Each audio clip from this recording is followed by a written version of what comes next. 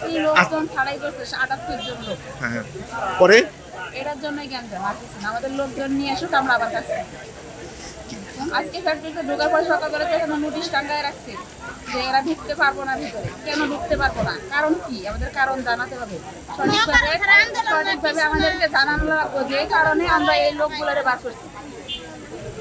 আন্দোলন ছাড়াই বাই করে যখন আন্দোলন না কিছু আন্দোলনে চলে কারণে বার করে এই সময় বাই করে না আন্দোলন না কিছু তখন বাই করে দিতে আছে।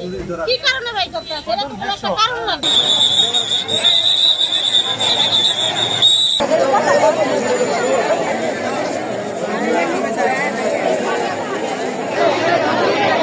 Thank you.